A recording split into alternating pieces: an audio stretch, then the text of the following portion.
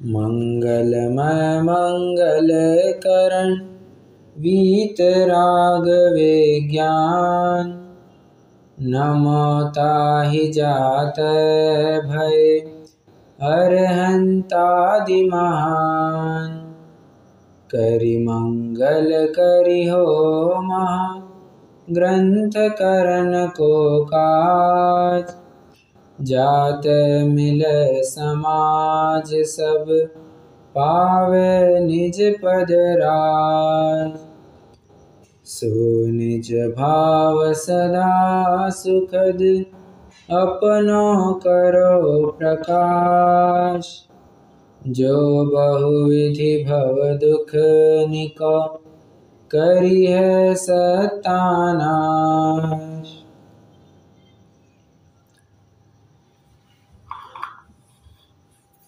आचार्य कल्प पंडित टोडरमल जी द्वारा रचित यह मोक्ष मार्ग प्रकाशक ग्रंथ तीसरे अधिकार की चर्चा करते हुए कर्मों से होने वाला दुख, उसमें जीव की पाए जाने वाली अवस्था, उस अवस्था से छूटने के लिए वो क्या उपाय करता है और उपाय वे झूठे क्यों हैं, तो और सच्चा उपाय क्या, इन बिंदुओं के ऊपर चर्चा करने के उपरांत मतलब 8 कर्मों के बारे में चर्चा हो चुकी है। अब हम पर्याय की अपेक्षा चर्चा करने वाले हैं। हाँ, पहले तो उन्होंने कर्म की अपेक्षा दुखों का वर्णन किया, अब पर्याय की अपेक्षा दुख का वर्णन करेंगे। अच्छा, वैसे एक पहले ही बात बता दूं, जो 4 बिंदुओं के ऊपर अपन ने चर्चा की थी, हर कर्म में दुख में होने वाली अवस्था, करने वाला उपाय, उपाय झूठे क्यों हैं और सच्चा उपाय क्या है, ये जो 4 बिंदुएं हैं, 4 बिंदु हमने हर कर्मों में देखे थे, वे यहाँ पर नहीं मिलेंगे आपको। उपाय झूठे क्यों हैं और सच्चा उपाय क्या, इसका स्वरूप या इसका विवरण पंडित जी साहब ने यहाँ पर पर्याय अपेक्षा नहीं लिखा है। क्यों नहीं लिखा है आपको थोड़ा बहुत समझ में आ ही जाएगा। हाँ, यहाँ पर कर्मों की अपेक्षा चर्चा की है इन्होंने, मतलब पहले एक इंद्रिय, इसमें तो इन्होंने चर्चा की है, कर्मों की अपेक्षा ही चर्चा की है। तो इनका मानना ये होगा कि पहले ही हम इन चारों बातों की चर्चा करके आ चुके हैं, तो वही से इनका स्वरूप फिर से रेफर कर सकते हो। आज पृष्ठ क्रमांक 62 पर आकर रुके थे, मतलब कल पृष्ठ क्रमांक 62 पर आकर रुके थे, वहीं से आगे कंटिन्यू करना है। पर्याय की अपेक्षा से होने वाला दुख, सबसे पहले एकेंद्रिय जीवों के दुख बताएंगे। अब देखो, हाँ, एकेंद्रिय जीव के बारे में यहाँ सबसे पहले जो चर्चा करेंगे, ये बहु चर्चा अपन पहले भी करके आ चुके हैं। पृष्ठ क्रमांक 62 कह रहा हूँ मैं, 32 पर, 32-33 का जो पेज था वहाँ पर अपन ये चर्चा करके आ चुके हैं। ठीक है, हो सकता है वो पार्ट में थोड़ा रैपिडली ही ले लूँ, उसके बाद में कुछ बिंदुओं के बारे में चर्चा करते हैं। हाँ, उसके बाद में फिर कर्मों की चर्चा प्रारंभ करते हैं, आई एम सॉरी, उनके बाद में कर्मों की चर्चा प्रारंभ करते हैं और एक एक कर्मों की वजह से केंद्रीय जीव कैसे दुखी है इसको बताया जा रहा है। हाँ, ये सामान्य रूपरेखा मैंने आपको दे दी, अब इसकी चर्चा अपन थोड़ी थोड़ी प्रारंभ करते हैं। किताब आप अभी के लिए बंद ही रखिए, अपन ऐसी ही चर्चा करते हैं।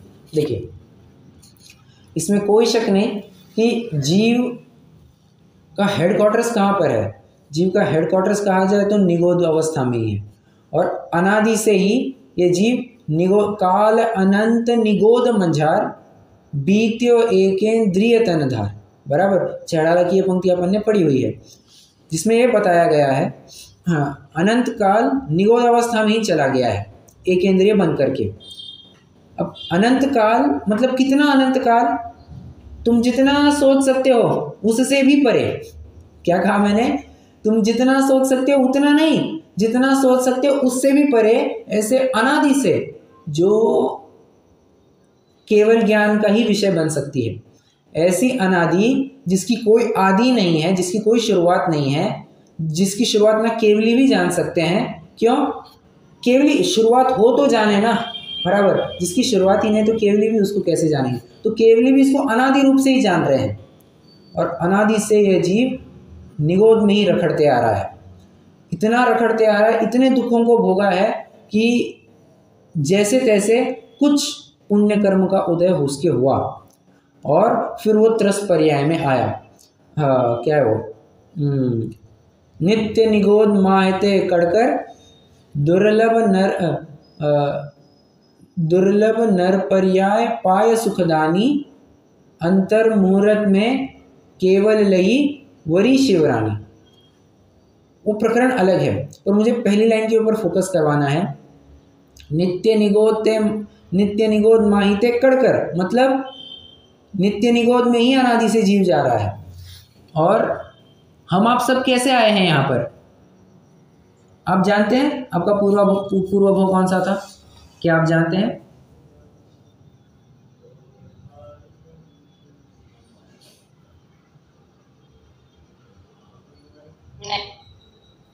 नहीं जानते हैं, बराबर।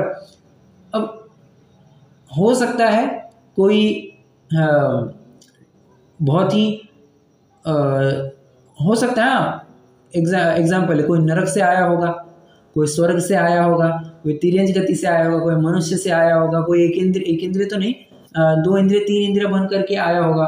अब ऐसी बातें हैं, तो पूर्व भोग कैसा हुआ होगा। अब वहाँ से जैसे तैसे निकल करके यहाँ पर आए हैं मनुष्य पर्याय में, और एक इंद्रिय पर्याय से त्रस पर्याय में आना, ये तो ऐसा हुआ जैसे भाड़ में चने से, क्या कहते हैं उसे, उसको गर्म किया जाए, शब्द नहीं मिल रहा है, मराठी में उसमें भाजना कहते हैं, तो हिंदी में क्या कहते हैं मुझे याद नहीं आ रहा है, नहीं, भूंजना बराबर, भूंजना। तो भाड़ में जिस प्रकार भूंज रहे थे चने, और चने मतलब सिंपल भाषा में कहते तो पॉपकॉर्न, ठीक है। आज की जनता आज समझती नहीं है, जो थोड़ा सा हिंदी वगैरह मीडियम में पढ़े होंगे या उनको हिंदी वगैरह का ज्ञान होगा तो वो तो समझ लेते हैं ये चना वगैरह क्या होता है, भाड़ में भूंजना क्या होता है। सीधे से कहना हो तो पॉपकॉर्न, ठीक है। तो पॉपकॉर्न का अगर आपने देखा होगा कभी वो मशीन, तो उसमें से कितने तो बाहर निकलते हैं, बहुत थोड़े बाहर निकलते हैं। वो उसका आउटलेट इतना सा, और इतने सारे चने के कितना तो बाहर निकलने का रेशियो होगा, बाहर निकलने का रेशियो नहीं के बराबर है। और ऐसे अनंत काल निकलते गया है। हाँ देखिए ना, नित्य निगोद का कितना काल गया है, वो तो कुछ कह ही नहीं सकते। नित्य निगोद का काल कहे तो भी कितना कहे, बराबर। 1 मिनट जरा, मुझे बस 1 मिनट देना।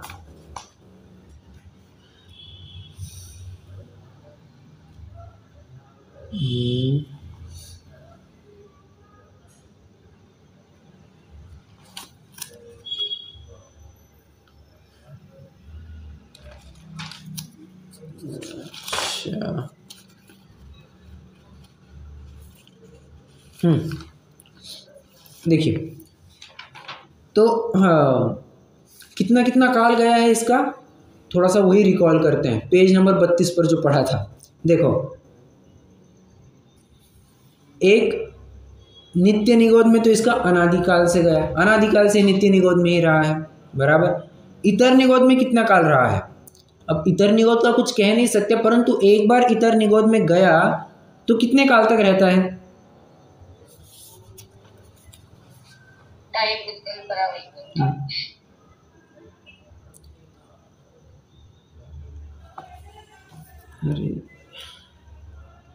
आवाज आ रही है भैया जी? हाँ आ रही है।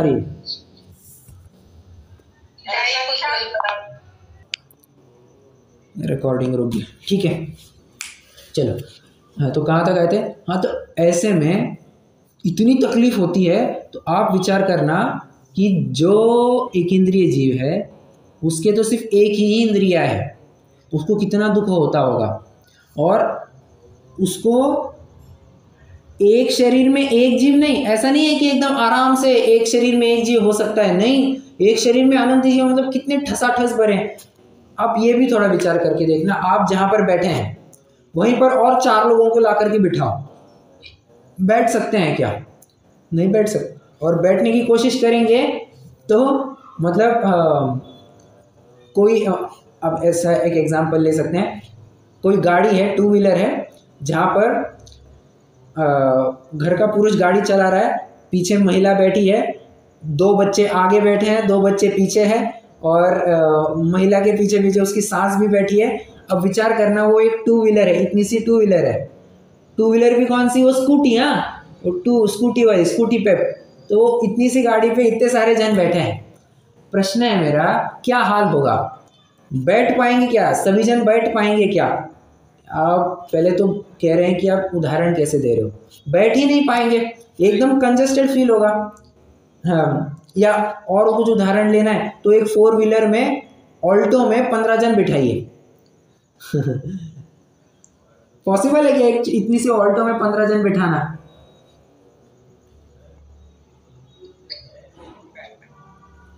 अरे ऑल्टो क्या, मर्सिडीज भी लेकर के आओ, 15 जन नहीं बैठ पाएंगे। वो जो जानवर को लेके जाते हैं ट्रक करके, हाँ उसमें कैसे ऐसे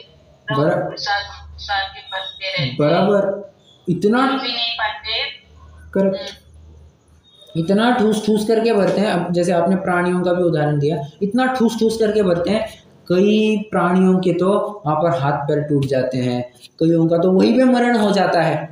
अब पूरा कमर्शियल माइंडसेट है, तो काहे को दूसरा ट्रक भगाना, प्राणियों को दिक्कत होती है तो होने दो। इस माइंडसेट से फिर लोग एक ही ट्रक में जितना भर करके जा सकते उतना भरते हैं, और फिर कई बार तो ऐसा होता है वो ट्रक भी उलट जाता है, और टेम्पो जो कुछ भी होता है वो उलट जाता है, और वे प्राणी तो बेचारे मर ही जाते हैं, ये चलाने वाला भी मर जाता है। हर प्रकार की दिक्कतें हैं। कहना तो मुझे ये है कि इतने से जगह में अगर इतने जन ठूस करके रखे तो कितनी दिक्कत होती है, बहुत दिक्कत होती है। बस अब एक इंद्रियों का ज़रा विचार करना, उनको किस प्रकार के दुख भोगने पड़ते होंगे। मैं आपको अपने ऊपर इमेजिन करवाने को कह रहा हूँ, तो ख्याल में आएगा कि हाँ एक इंद्रियों के कैसे दुख होते हैं। ये देखो, हाँ, यहाँ पर बैठे बैठे हमें कोई एक इंद्रियों के दुख ख्याल में नहीं आने वाले हैं। जब अपन वो इमेजिन करेंगे ना एक एक सिचुएशन को, कि उनको ऐसा दुख होता है, अगर ऐसा दुख मुझे हो, अगर ऐसी परिस्थिति मैं चला जाऊं तो क्या होगा, ऐसा जब एक्सपीरियंस करेंगे ना तब ख्याल में आते वो बड़ी दर्दनाक बात है। ऐसा ही एक इंद्रियों का। अब देखिए, हाँ ये तो एक सामान्य चर्चा हो गई एक इंद्रिय के बारे में, ये एकदम सामान्य चर्चा हो गई। अब थोड़ा सा कर्मों की अपेक्षा, जैसे पंडित साहब ने चर्चा की, उसकी थोड़ी बात उठाते हैं। अब देखो, हाँ प्रश्न है, जब कोई व्यक्ति नींद में होता है तब उसको किसी रोग का दर्द ज़्यादा होता है, या जब जागरूक होता है तब रोग का वेदन ज़्यादा होता है? जागते हुए स्थिति में, जब कोई आदमी सोया हुआ होता है, एक प्रकार समझिए कोमा वगैरह में होता है, तो उसको रोगों का काहे का दर्द होने है, उसको तो कुछ समझ में, सेंसेशन, वो होश में ही नहीं है, बेहोश पड़ा है, अचेत पड़ा है, उसको तो क्या समझ में आएगा। बराबर। अब देखो, सुना है क्या क्या कह नहीं सकता, बता नहीं सकता, लेकिन अंदर अनुभव को वो पूरा कर रहा है। हाँ, वो एनेस्थेसिया का भी ऐसा ही कुछ है ना, वो देते तो ऐसे पूरा ऑपरेशन हो जाता है। हाँ, लेकिन मालूम नहीं पड़ता है। हाँ, नहीं जैसे कोमा वगैरह में जाते हैं ना, हाँ, तो एक बार में बात कभी से सारे आपके तो ये मतलब पूरे दुख का अनुभव कर रहे हैं, जो बस बोल नहीं सकते, इसलिए आपको लग रहा है कि इन्हें कुछ दुख सुख नहीं हो रहा है, इससे बता नहीं सकते उस चीज। अच्छा, पर चलिए ठीक है, कोमा वाले का ठीक है, नींद में तो बताइए मुझे, नींद में क्या हालत होती है?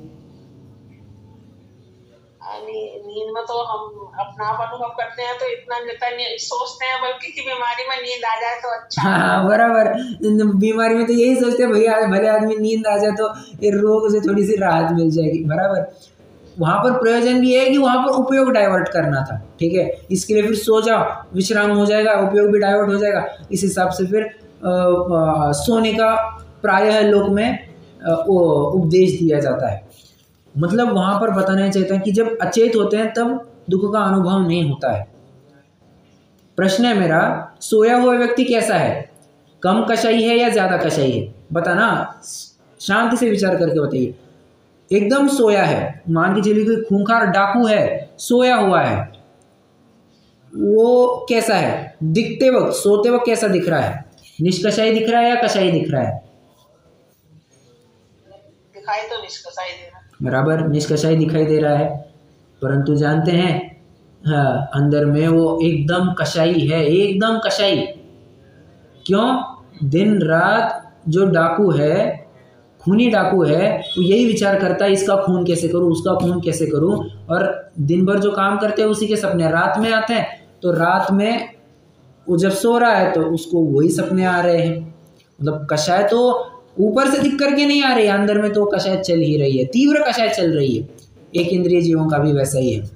ज्ञान तो इनको है नहीं। देखो मैंने निद्रा का इसलिए उदाहरण दिया, हाँ, निद्रा के काल में ज्ञान तो होता नहीं है दुख का, और वो कषाय भी वैसी व्यक्त होती नहीं है, परंतु समझना चाहिए दुख का अनुभव तो एक इंद्रिय जीव कर रहा है, दुख का अनुभव कर रहा है। और क्या, ज्ञान दर्शन की शक्ति तो बहुत कम है, इसलिए कषाय भी ज्यादा हो रही है। ये कहाँ का लॉजिक आया, समझना, बहुत टेक्निकल पॉइंट कह रहे हैं यहाँ पर। कहते हैं कि तुम्हारे ज्ञान दर्शन की शक्ति कम है, एक, तुम्हारे दुख ज्यादा है, दो, तो तुम्हारी कषाय हो रही है। प्रश्न है मेरा, जब किसी विषय संबंधी ज्ञान ही नहीं हो रहा है तो कषाय कैसे हो सकती है?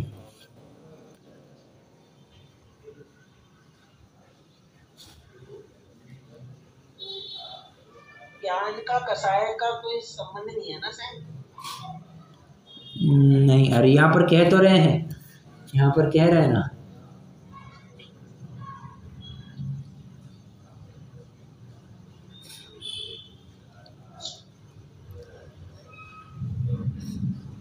देखिए मैं थोड़ा आपको एक उदाहरण से बताता हूं तो आपको समझ में आएगा। कोई बहुत दुखी है अपने दैनंदिन जीवन में, मान के चलिए कोई बहुत दुखी है, ठीक है। अब बहुत दुखी है तो वो चाहता क्या है, किसी के ना किसी के साथ मैं अपना दुख साझा करूं, बराबर।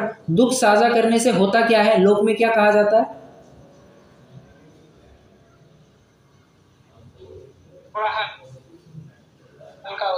थोड़ा हल्का हो जाएगा, मतलब सुख सा, मैं ये नहीं कह रहा हूँ सुख प्रकट होगा, सुख सा भाषित होगा उसको, ठीक है, थोड़ा सा रिलीफ लगेगा। अब प्रश्न है मेरा, एक इंद्रिय जीव के पास ऐसा क्या साधन है कि वो अपने दुख किसी को बताए?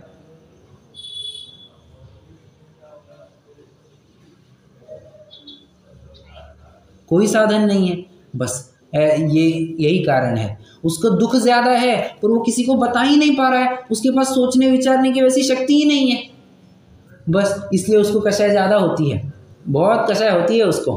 मैंने आपको उदाहरण दिया था ना कि स्वयं को बांध करके रखिए, किसी को बोलिए मुंह पर पट्टी लगाए और आंखें भी बांध दीजिए और फिर पीटने को कहे, तो ये बात है। अब ये उदाहरण थोड़ा अंधे व्यक्ति पर लगाना जो नेचुरली इम्पेयर्ड है, जिसको दिखाई ही नहीं देता है, कोई अंधा व्यक्ति गूंगा है, बहरा है, तो ऐसों को अगर आप देखना, ये प्रायः थोड़े चिड़चिड़ करते हुए दिखाई देंगे। मैंने तो ऐसे थोड़ा देखा है, मुझे थोड़ा छोटा था, लगभग 10 साल पहले की बात है ये, 8-10 साल पहले की बात है, जब मैं ग्राउंड पे खेलने जाता था तो वहाँ पर 2-3 ऐसे मुके कैसे कहूँ, गूंगे आते थे, दो तीन गूंगे बच्चे आते थे और प्रायः ना वे थोड़ा लड़ाई झगड़ा करने में लगे रहते थे।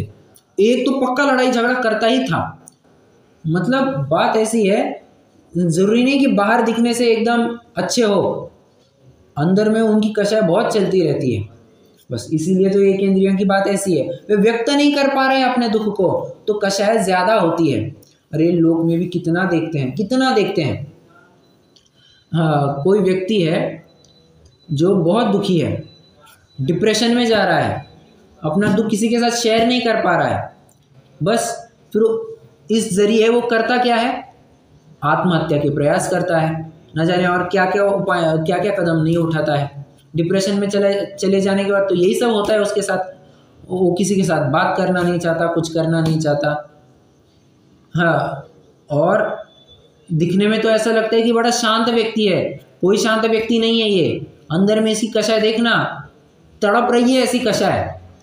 हाँ, जो आपने देखा ना क्रोध कषाय में, देखा था ना, क्रोध कषाय में जीव क्या करता है, या तो स्वयं का घात कर देगा खुड़ुक, या तो सुसाइड कर देगा, या तो दूसरों को मार देगा। कोई ना कोई साइड तो करेगा ही, या तो सुइसाइड करेगा या दूसरे का खून करेगा। अब ऐसी कषाय होती है। और एकेंद्रियों के हमेशा ही कृष्ण, नील, कापोत, ये 3 अशुभ लेश्याएं ही कही है। कर्णानियों का नियम है, उनकी 3 अशुभ लेश्याएं ही होती है। अब आप विचार कर सकते हैं कि क्या होता होगा उनका। ये हाँ, ज्ञान दर्शन की ये बात हुई। अब कषायों की बात भी इसी से जुड़ी हुई है, कषायों की बात भी अपन ने यहीं से कर ही ली थी। अब थोड़ा देखना, वेदनीय से थोड़ी बात करते हैं। चलिए अंतराय की पहले बात करते हैं। अंतराय में क्या, तीव्र उदय से चाह हुआ बहुत नहीं होता, इसलिए भी दुखी ही होते हैं। अब एक इंद्रिय चाहे तो क्या चाहे, इच्छा करे तो क्या करे, और वो इच्छा तो उसकी पूरी होती नहीं है। इच्छा कर करके करेगा क्या, और इच्छा तो उसका, अंतराय का इतना तीव्र उदय है, उसकी इच्छा तो पूरी होगी नहीं, उसको लेकर के दुख। वेदनीय के बारे में चर्चा करो। वेदनीय में प्रश्न है मेरा, साता का उदय है या असाता का उदय है? साता का ही उदय ज्यादा है। हाँ, एक इंद्रिय के साता का उदय ज्यादा है, असाता का उदय ज्यादा है? साता का। असाता या साता? साता बोला मैंने। अच्छा, असाता बोलो, मुझे सिर्फ साता सुनाई दिया। ओके ओके, बराबर। हाँ, सिर्फ असाता का उदय है। प्रश्न है मेरा, क्या साता का उदय आ सकता है या नहीं आ सकता? थोड़ा बहुत आ सकता है। बराबर, थोड़ा बहुत आ सकता। थोड़ा बहुत कैसा, नहीं के बराबर, नहीं कहो तो भी चलेगा, इतना नगण्य साता का उदय आता है। और स्वमुख से, हाँ स्वमुख से, बाकी तो वो स्त्युक संक्रमित हो करके असाता रूप ही परिणमित होकर के आता है। जैसे केवलियों का अपन ने देखा था, उनके साता असाता दोनों का उदय होता है, एट ए टाइम दोनों का उदय रहता है, परंतु साता का उनका जो अनुभाग है, जो उनकी उसकी स्थिति है, वो कई गुना ज़्यादा है, असाता से कई गुना ज़्यादा है। तो फिर असाता का उसको इफेक्ट दिखाई नहीं देता। ऐसा ही कुछ उल्टा एक इंद्रिय में लगाना, उनके असाता का इतना उदय है कि साता कुछ मायने ही नहीं रखती है। इसी को पंडित साहब कहते हैं किंचित कथनचित, नहीं क्या है वो, किंचित कदाचित किंचित, सॉरी, किंचित कथनचित नहीं, कदाचित किंचित साता का उदय पाया जाता है। नाम कर्म में देखो, नाम कर्म में जो शरीर आदि मिले हैं, जो और अब इसमें आपको नाम कर्म की उन प्रकृतियों को जरा विचारना होगा। कौन सा, वो प्रत्येक और साधारण, एक त्रस और स्थावर, सूक्ष्म और बादर, इन प्रकृतियों को जरा विचारना, ठीक है। अब ऐसे में उसके कौन से नाम कर्म का उदय, सूक्ष्म या बादर? इस एकेंद्रिय जीव की मोटा मोटी बात करें तो कौन सा होगा, सूक्ष्म या बादर?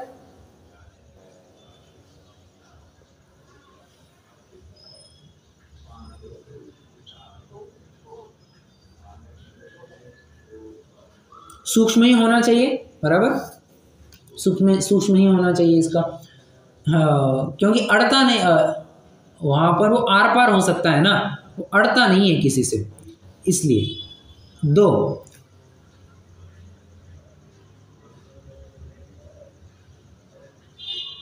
सूक्ष्म और बादर, सूक्ष्म और बादर, नहीं, सूक्ष्म निगोदिया जीव मतलब साधारण, हाँ ठीक है, चलिए। अब उसके बाद साधारण मतलब क्या, साधारण नाम कर्म मतलब क्या?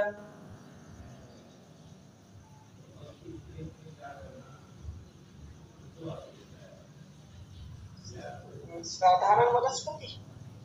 हाँ हाँ, साधारण नाम कर्म मतलब क्या? साधारण वनस्पति। हाँ,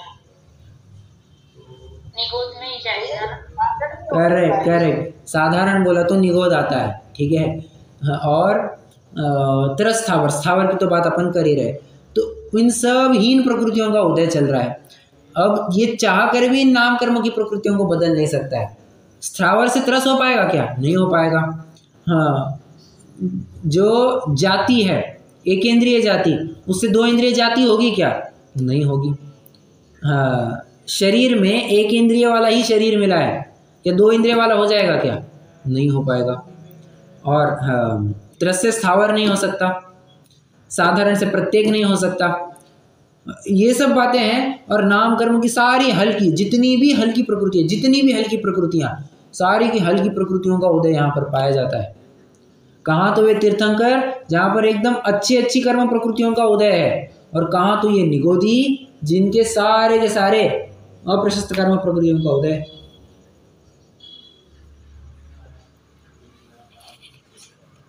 तो नाम कर्म के को लेकर के भी इनको दुख होता है। और गोत्र कर्म, आयु कर्म की चर्चा अपनी रह गई, सॉरी। आयु कर्म में देखिए, आयु कर्म क्या है? आयु कर्म इनका हीन इतना है, इतना हीन है। हाँ, निगोदियों का कैसा जीवन है? कितनी काल आयु रहती है निगोदियों की?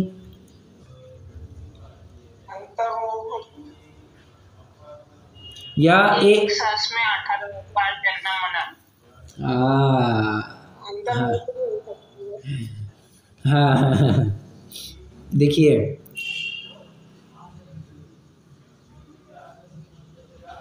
कल्पना जी, एक क्वेश्चन है आपको। निगोदिया और अपर्याप्तक, निगोदी जीव और अपर्याप्तक जीव, are these two the same और डिफरेंट? ऐसा सर अलग रहेंगे सर। पर्याप्ति तो कंप्लीट नहीं हुई है, निगोदिया में तो पर्याप्ति हो चुकी रहेगी ना। ओके ओके ओके, देखिए, I need to correct you a bit कि जरूरी नहीं है कि निगोदिया पर्याप्तक ही होना चाहिए। निगोदिया जीव अपर्याप्तक भी हो सकता है, पर्याप्तक भी हो सकता है, अपर्याप्तक भी हो सकता है। मान के चलो निगोदिया जीव अपर्याप्तक है, तो उस केस में एक श्वास में 18वें भाग उसके जन्म मरण की प्रक्रिया कहेंगे, ठीक है। मतलब एक श्वास में 18 बार जन्म मरण, ये अपर्याप्तक के लिए क्राइटेरिया है, ये निगोदिया के लिए क्राइटेरिया नहीं है, ठीक है। निगोदी का क्राइटेरिया क्या है कि एक शरीर के स्वामी अनंत जीव, वो निगोदी पने का क्राइटेरिया है, ठीक है। अकॉर्डिंग टू ये छेड़ाला, राइट? यस यस, ठीक है। और छेड़ाला ही नहीं, सर्वत्र आपको यही कंसेप्ट मिलेगा। क्या है, छेड़ाला में अपन ने विशेष रूप से पढ़ा है, तो उसका रेफरेंस लिया तो भी कोई दिक्कत नहीं, बराबर।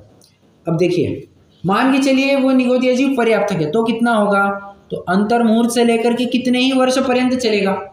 अंतर्मुहूर्त मिनिमम तो सर्वत्र है, सर्वत्र अंतर्मुहूर्त मिनिमम पाया जाता है। तो और आयु तो इनकी थोड़ी होती है, तो जन्म मरण होते रहने से, जन्म मरण होते रहते हैं, उसको लेकर के इनको दुख होता है। और गोत्र कर्म, अब देखो ना, कल अपन ने चर्चा की थी गोत्र कर्म की, कि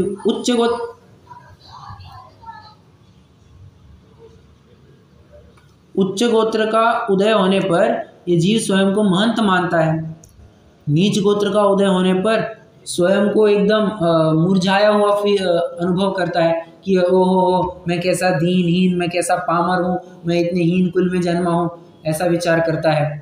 अब एक पंचेंद्रियों की ये हालत है, एक इंद्रिय बेचारे का तो नीच गोत्र के अलावा कुछ उदय में आना नहीं, और महंतता करे तो क्या करे, और उनकी ऐसी हीन अवस्था प्राप्त हुई है। मतलब हर प्रकार से प्रतिकूलता है, हर प्रकार से अनुकूलता, कोई लवलेश ही नहीं है वहां पर, ऐसी बात है। इस प्रकार से तो ये दुख होते हैं इसके। मतलब कहने का तात्पर्य ये है, यहाँ पर 8 कर्मों से भी दुख निकाल करके दिखाया है। ऐसा नहीं कि एक ही कर्म की वजह से दुखी या 8 कर्मों की वजह से दुखी है। अरे इतना दुखी है कि कभी कभी निगोदी के सामने नारकी को सुखी बताया जा सकता है। कैसे कैसे निगोदी के सामने नारकी को थोड़ा सुखी बताया जा सकता है क्या?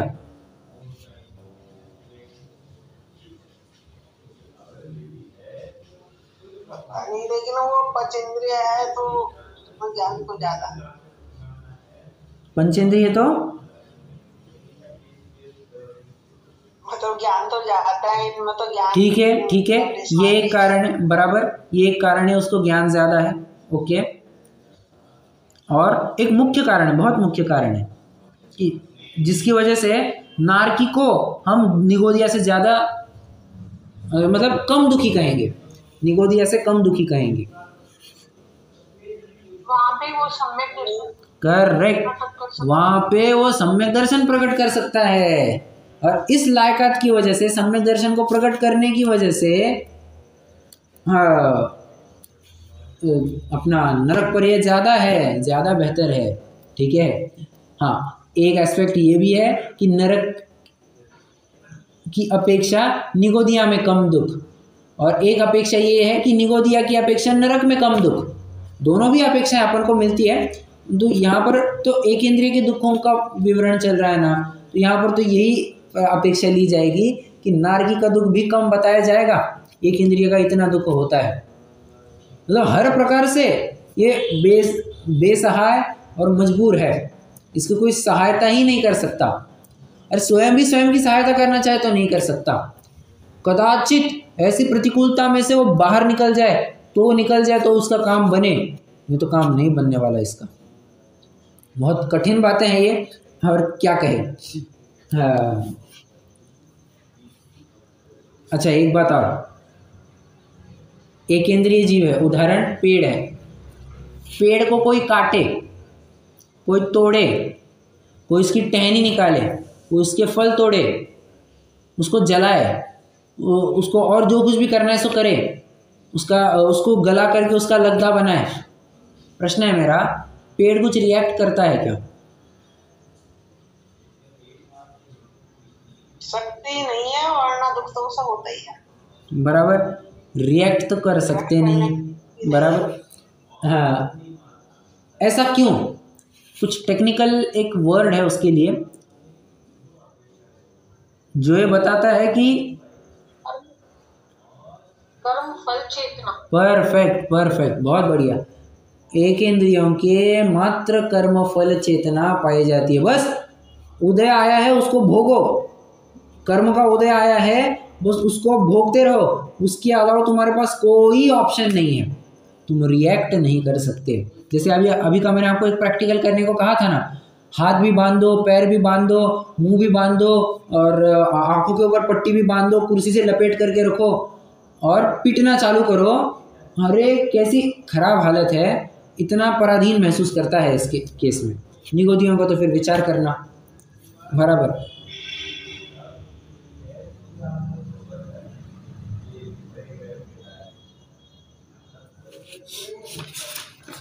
चलिए,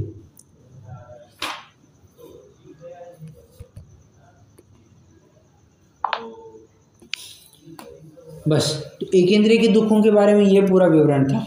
ज़्यादा कुछ खास मसाला नहीं है इसमें, थोड़ा सा रैपिड रीडिंग ही करेंगे आज, थोड़ा सा रैपिड रीडिंग करेंगे, कल जितना हो सकता है उतना करेंगे। और कुछ विशेष बात होगी तो मैं बताऊंगा। वैसे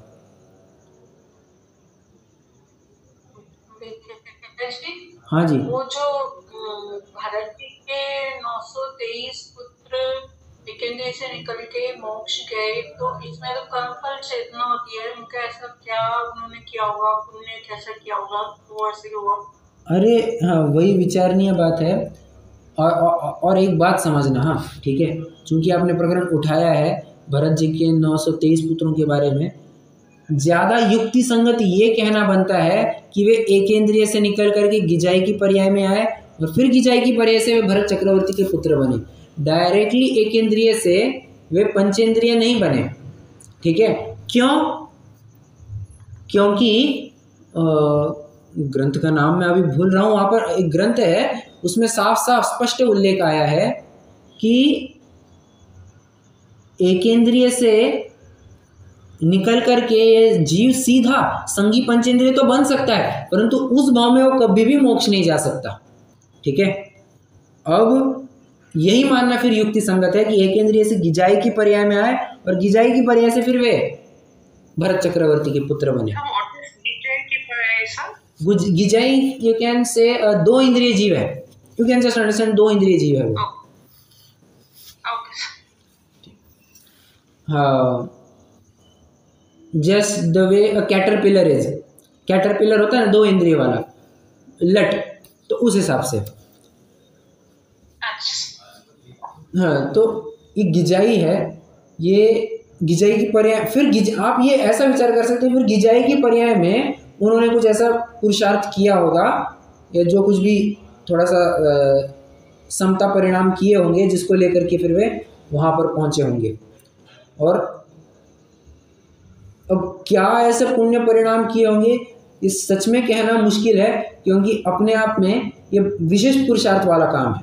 अरे भरत चक्रवर्ती जैसे पुरुषार्थी वैसे पुरुषार्थी उनके पुत्र हैं। भरत चक्रवर्ती अंतर मुहूर्त में फटाफट मोक्ष चले गए, ये भी एक भाव में मोक्ष चले गए, ये तो 2 भाव में ही मोक्ष निकल गए। 2 भाव मतलब 2 बार ही सिर्फ पर्याय चेंज की, निगोदिया से गिजाई, गिजाई से मनुष्य, मनुष्य से सीधा डायरेक्ट मोक्ष ही चले गए, मतलब 2 पर्याय ही बस चेंज की, वैसी बात है। पुरुषार्थ क्या किया, अवश्य ही उनके स्तर पर जो जितना कम से कम कषाय हो सकता है, कषाय का लेवल हो सकता है, उतना उन्होंने अटेन किया होगा और उसी की वजह से फिर उनको इस पर्याय की प्राप्ति हुई होगी। और ये भी तो ऐसे भी तो हो सकता है ना, जैसे अभव्य की ऐसी लायका की नहीं थी कि वो मोक्ष में जा सके, ये इन जीवों की ऐसी ही लायका थी कि वो 1-2 भाव में इतना पुरुषार्थ करके मोक्ष में चले जाएं। बराबर, ऐसे भी बोल सकते। बराबर, करेक्ट करेक्ट। देखिए ना, आपने वो पॉइंट उठाया, आपने भवितव्य की अपेक्षा पॉइंट उठाया, ठीक है, उनका भवितव्य ऐसा ही होना था। बराबर, मैं पुरुषार्थ, शशि जी पुरुषार्थ के बारे में बात कर रही है, कुल मिलाकर के 5 समवाय होंगे तभी तो कार्य बनेगा।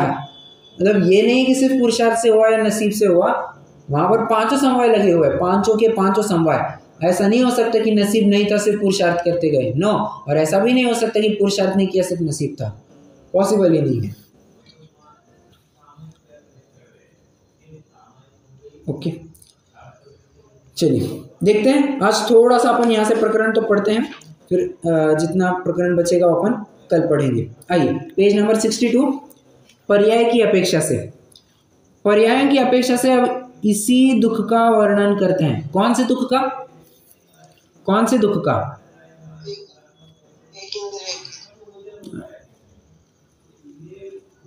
नहीं, कर्मों की अपेक्षा। ठीक है, ठीक है। अरे ऊपर की पंक्ति पढ़िए ना, देखो मैं जब भी आपको पूछूं ना कि इसी दुख का वर्णन करते हुए ऐसे उपरोक्त, उपरोक्त मतलब आपको तुरंत ऊपर की लाइन पढ़नी है, मोटा माटी आपको यही समझ करके चलना है, ठीक है। तो जो कर रहे मिथ्या दर्शन आदि को लेकर के ये जो संसार में दुख भोग रहा है, उस भोग, उस संसार दुख में और किस किस प्रकार से वर्णन कर सकते हैं, तो पर्याय अपेक्षा फिर बात उन्होंने उठा ली है। देखो, इस संसार में बहुत काल तो एक इंद्रिय पर्याय में ही बीतता है, इसलिए अनादि ही से तो नित्य निगोद में रहना होता है। फिर वहां से निकलना ऐसा है जैसे भाड़ में भुंजते हुए चने का उचट जाना। इस प्रकार वहां से निकलकर अन्य पर्याय धारण करे तो त्रस में तो बहुत थोड़े ही काल रहता है, एक इंद्रिय में ही बहुत काल व्यतीत करता है। नो डाउट एक इंद्रिय में ज़्यादा काल वो व्यतीत करता है, क्यों? अनादि से तो वही से चले आ रहा है। वहाँ इतर निगोद में बहुत काल रहना होता है तथा कितने काल तक पृथ्वी, अप, तेज, वायु, प्रत्येक वनस्पति में रहना होता है। ये सिर्फ प्रत्येक वनस्पति क्यों लिया यहाँ पर?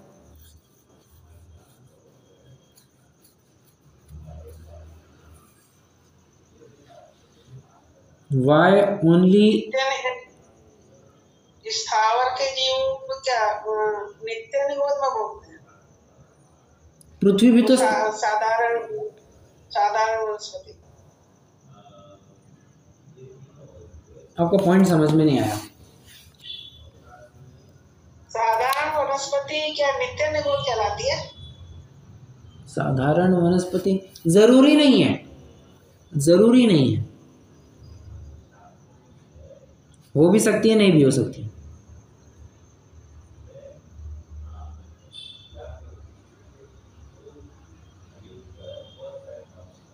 बताइए यहां पर सिर्फ वनस्पति क्यों नहीं लिखा, प्रत्येक वनस्पति क्यों लिखा?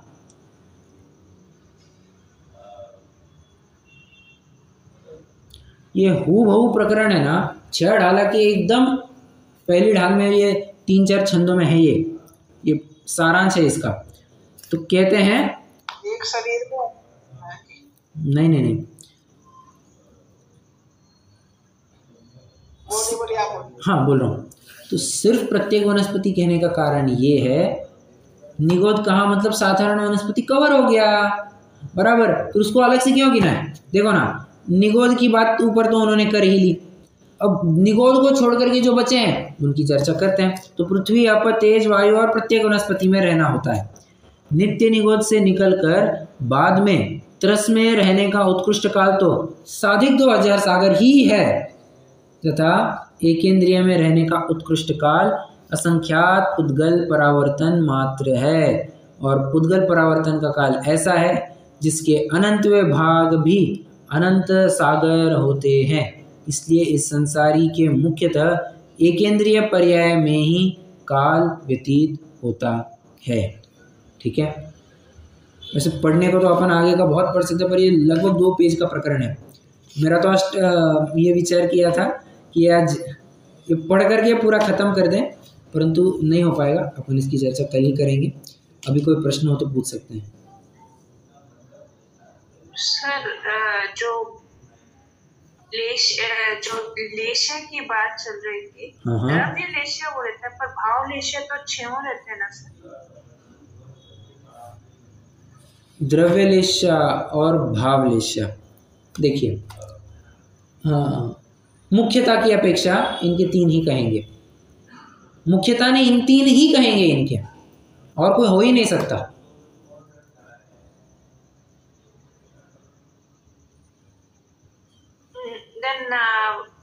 तब वो ऊपरी चढ़ते हैं ना, तो फिर वो किस हिसाब से चढ़ते हैं? भाव लेशिया? हाँ, good question, good question, good question. देखिए, कृष्ण, नील, कापोत, इन कषायों में जो सबसे मिनिमम लेवल हो सकता है, कापोत में भी जो सबसे मिनिमम लेवल हो सकता है, वहां पर पहुंचना ही उनके लिए भावों की विशुद्धता समझना। It is just like reducing oneself from negative to 0। कोई नेगेटिव में चल रहा था, कर्जे में चल रहा था, वो कर्जा हटा करके अब 0 लेवल पर आया है, तो ऐसी बात समझना। बट लेशिया 3 ही रहेगी तब। लेशिया 3 ही रहेगी, करेक्ट करेक्ट करेक्ट, लेशिया 3 ही रहेगी। अब ऐसा ही इंटरेस्टिंग फैक्ट क्या, देव गांव के गांव जलाए, क्या कहा, देवगण गांव के गांव जलाए। उदाहरण दीजिए, अरे द्वीपायन मुनिराज, देव बन गए और फिर गांव का गांव जलाया नहीं गया, पूरी द्वारिका नगरी जला दी, फिर भी उनके पीत लेशिया ही कहेंगे। अब ये किसके केस में कहेंगे? ये तो कहेंगे कि पीत में जो सबसे उत्कृष्ट लेवल है वो वाला पकड़ लेना, ऐसा है।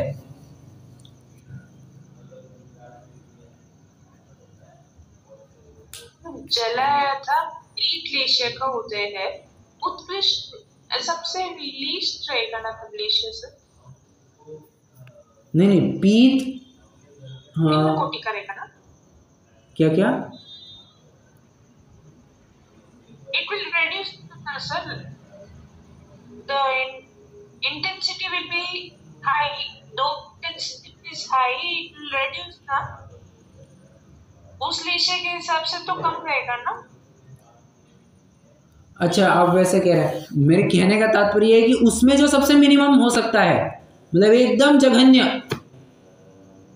मतलब एज गुड एज वो कषाय वाला परिणाम, वैसा कषाय वो वाला, वैसा पॉइंट समझ सकते हैं। नहीं समझ में आया? नहीं ऐसे।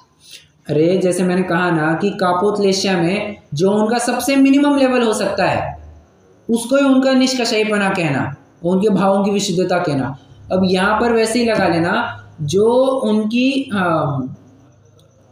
सबसे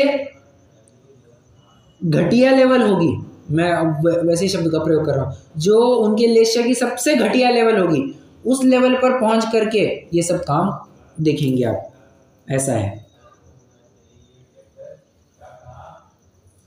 घटिया लेवल इज दैट इज जघन्य, राइट? इधर अब फ्रैंकली स्पीकिंग मुझे थोड़ा वो चेक करना पड़ेगा, मुझे उसको लेकर के थोड़ा कंफ्यूजन है अभी, मैं आपको थोड़ा चेक करके बताऊंगा कि वो उत्कृष्ट में जाएगा जघन्य में जाएगा, पर मेरे ख्याल से वो उत्कृष्ट में जाना चाहिए, मेरे ख्याल से। देखते हैं, आई विल चेक।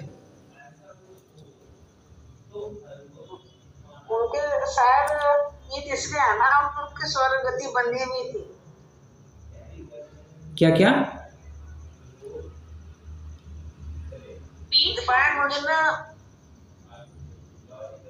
तो स्वर नहीं बनी। एक जने कल्पना जी आप बोलिए पहले। होगी उस समय, तभी तो उनके ऐसे भाव गिरे हुए। पीत की भी जगन्नति होगी, उच्चती है, लेकिन पीत लेशिया उनकी इसलिए बनी रही क्योंकि उन्होंने स्वर्गति बांध ली थी। नहीं, मैं तो ये कह रहा हूँ कि सुनिए, मैं तो ये कह रहा हूँ कि देव बनने के बाद दो अपेक्षाएं आती है ना, कि मुनि अवस्था में ही जलाया, और एक अपेक्षा आती है कि देव बनने के बाद जलाया। तो देव बनने के बाद अगर जलाया तो वो वाली स्थिति को जरा विचार कीजिए, वहां पर तो पीत में ही होते हैं उनके 3 लेशिया ही। वही मैं कह रहा हूँ, उनके तो पीत लेशिया ही, उससे नीचे जाना नहीं उनको, ऐसा है। नहीं वैसे तो जलाया तो जैसे मुनि में ही है ना, पर बंध चुकी थी देव गति ना उनकी। मैं वही कह रहा हूँ, दो अपेक्षाएं आती है इस केस में।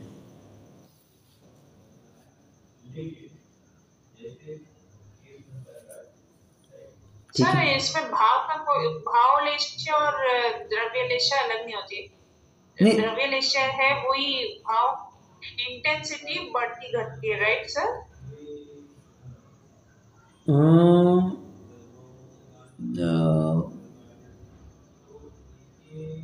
द्रव्य लेशिया और भाव लेशिया, हाँ बराबर, करेक्ट।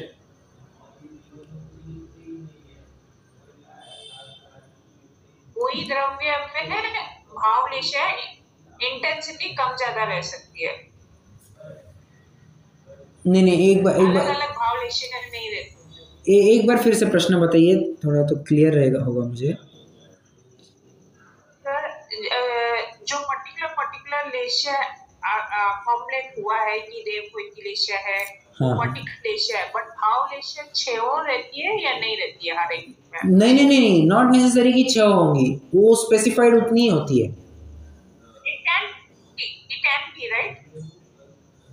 हो सकती है, मेरे ख्याल से मनुष्य में तो 6 बताएगा। हाँ मनुष्य में 6 होती है, पर देवों में तो पीत पद्म और शुक्ल 3 लेशियाएं ही होती है, ही हाँ मैंडेटरीली वही होती है। क्या तिर्यंचो और मनुष्य में 6 है? तिर्यंचो में 6 हाँ हो सकता है, हो सकती है, मेरे ख्याल से कहीं है, हो सकता है, बराबर।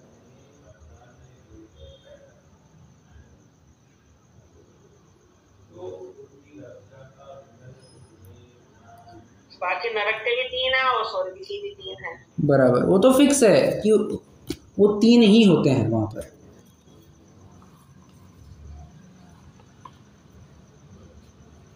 ठीक है, चलिए रुकते हैं, जिनवाणी स्तुति करेंगे।